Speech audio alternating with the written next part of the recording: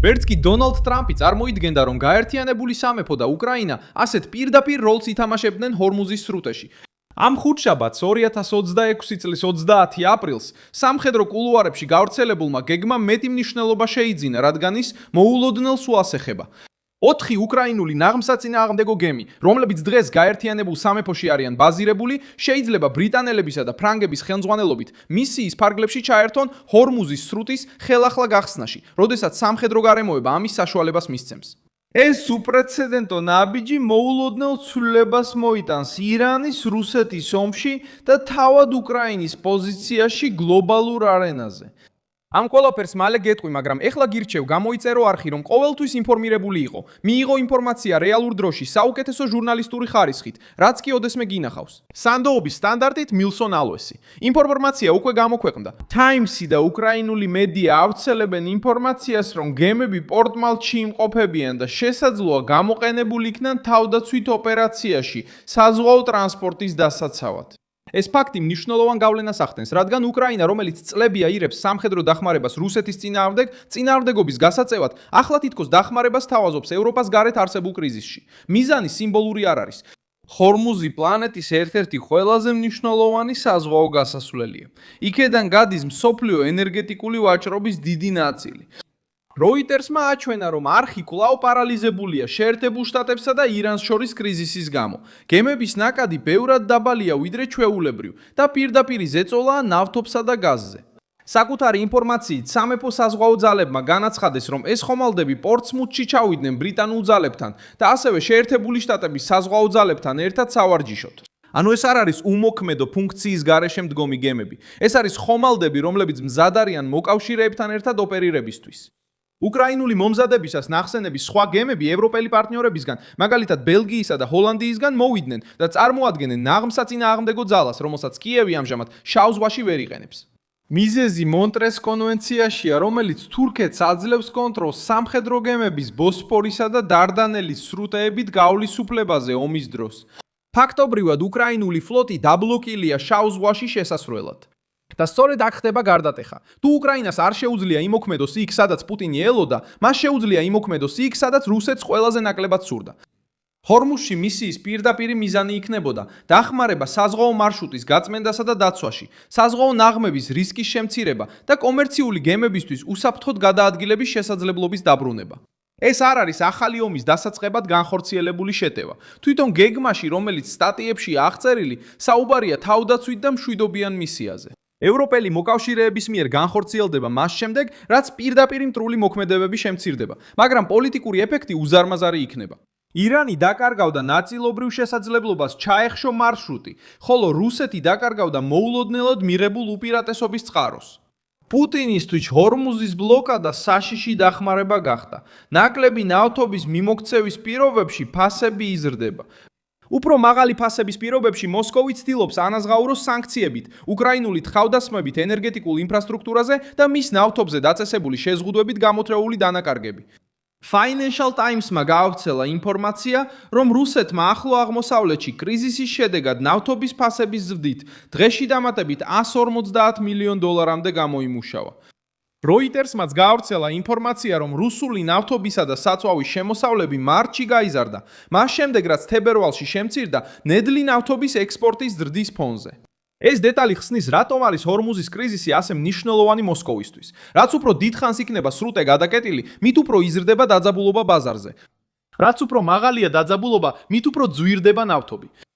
და რაც უფრო ძვირია ნავთობი, მით უფრო მეტ ფინანსურ რესურსს ცდილობს პუტინი ჩადოს ომში უკრაინის წინააღმდეგ. აი რატომ აქვს უკრაინის შესაძლო ჩართვას სრუტის გახსნის მცდელობაში უფრო დიდი მნიშვნელობა ვიდრე ჩანს. კიევი უბრალოდ ხომალდებს შორს არ აგზავნიდა. ის ეკონომიკურ ლოგიკას უტევს, რომელიც მოსკოვს აძლევს სარგებელს.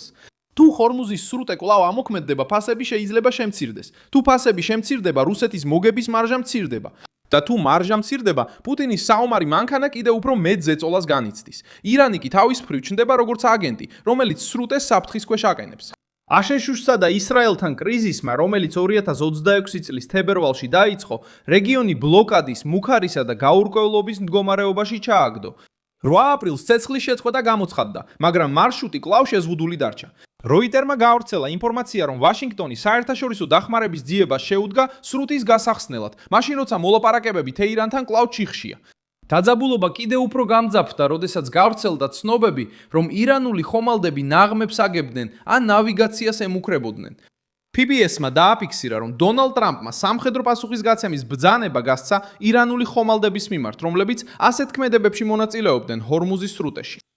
ეს გადაწყვეტილება აჩვენებს, რომ ვაშინგტონი ქრონი კრიზისს მხოლოდ ეკონომიკურ ზეწოლად არ აღიქვამს, არამედ როგორც პირდაპირ საფრთხეს ნავიგაციის უსაფრთხოებისთვის.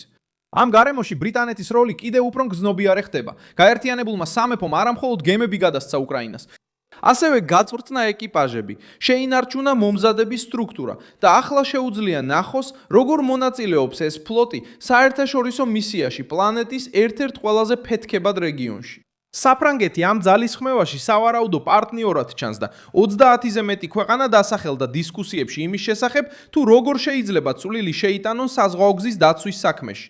უკრაინა იგებს, რადგან მას აღარ აღიქვამენ მხოლოდ როგორც ომით გარშემორტმულ ქვეყანას. ის ახლა წარმოაჩენს თავს როგორც ძალა, რომელსაც შეუძლია მოკავშირეების დახმარება სხვა გლობალურ კრიზისში. ეს ცulis აღქმას. კიევი აჩვენებს, რომ ისწავლა, ადაპტირდა და ეხლა შეუძლია საზღვაო შესაძლებლობების შეთავაზება იქ, სადაც სპეციალიზებული და სასტრაფოდ საჭირო დახმარებაა საჭირო. ქვეყნისთვის, რომლის საზღვაო ძალებიც ომმა შეზღუდა, ეს მაღალი ვირებულების სტრატეგიული პასუხია. რუსეთი წაგებულია, რადგან ეს ჟესტი პუტინის ნარატივის ნაწილს ანგრევს. მოსკოვმა სცადა უკრაინის წინააღმდეგ ომი რეგიონულ პრობლემად ექცია, თითქოს კიევი მხოლოდ გარე დახმარებაზე იყოს დამოკიდებული გადარჩენისთვის. მაგრამ უკრაინის შესაძლო ყოფნა ჰორმუზში საპირისპიროს ამტკიცებს. უკრაინა ცდილობს ომის ეკონომიკაზე გლობალურ დონეზე მოახდინოს გავლენა. მას არ სჭირდება რუსეთთან მხოლოდ ბრძოლის ველზე გამარჯვება. მას ასევე შეუძლია დაარტყას იმ ჯიბეს, რომელიც რუსულ სამხედრო ძალისხმევას აფინანსებს. ზემოქმედება მორალურიც არის. გემები, რომელთა აქტიურობასაც პუტინი შავ ზღვაში არ ისურვებდა, შეიძლება საბოლოოდ პლანეტის სხვა მნიშვნელოვან წერტილში აღმოჩნდნენ. თურქეთი საერთაშორისო წესების საფუძველზე შავ ზღვაში შესვლას ბლოკავს, მაგრამ ეს არ აქრობს უკრაინული ფლოტის სარგებლიანობას. ეს უბრალოდ პრობლემას სხვა რუკაზე გადააქვს და ეს ახალი რუკა მოსკოვს აწუხებს, რადგან აქ ნავთობი, დასავლური ალიანსები და რუსეთის შემოსავლის შემცირებაა ჩართული. ტრამპისთვისაც ეს ნაბიჯი შეიძლება სასარგებლო იყოს. შეერთებული შტატები სურს, რომ მოკავშირეებმა მეტი პასუხისგებლობა აიღონ გლობალურ კრიზისებში. თუ გაერთიანებული სამეფო, საფრანგეთი და უკრაინა ეხმარებიან ჰორმუზის დაცვაში, ვაშინგტონი იღებს მხარდაჭერას ისე, რომ ოპერაციის მთელ ტვირთს მარტო არ ატარებს. ამავე დროს უკრაინის მონაწილეობა ირიბგზავნილს აგზავნის. ვინც კიევს უჭერს მხარს, მხოლოდ ევროპას კი არ იცავს, არამედ მსოფლიო ეკონომიკისთვის აუცილებელ მარშრუტებსაც იცავს. გეგმა ჯერ კიდევ სწორ დროს ელოდება. ხომალდები არ უნდა შევიდნენ ღია საომარი მოქმედებების ზონაში კოორდინაციის გარეშე. მისია სჭირდება უსაფრთხოება, პოლიტიკური ავტორიზაცია, ლოგისტიკა და მკაფიო სარდლობა. მაგრამ მზადება უკვე მოქმედებს. ეს აჩვენებს ირანს, რომ ბლოკადა უპასუხოდ არ დარჩება. ეს აჩვენებს რუსეთს, რომ ნავთობის ფასის ზრდა შეიძლება სამუდამოდ არ გაგრძელდეს. და ეს აჩვენებს მოკავშირეებს, რომ უკრაინა სურს გამოვიდეს დამოკიდებულების მდგომარეობიდან და დაიკავოს ძლიერი პოზიცია. სწორედ ამიტომ ეს 4 გემი ასე მნიშვნელოვანია. საბოლოოდ ბრძოლა მხოლოდ გემებისთვის არ არის, ეს არის ენერგიაზე, ფულზე, გავლენაზე და იმ კრიზისის კონტროლზე, რომელმაც შეიძლება მთელი მსოფლიო შეარყიოს. დალაიქე ეს ვიდეო, გამოიწერე არხი და ბოლოს გადახედე კომენტარებს, რომ კიდევ უფრო მეტად ჩაერთო მილსონ ალვესის საზოგადოებაში.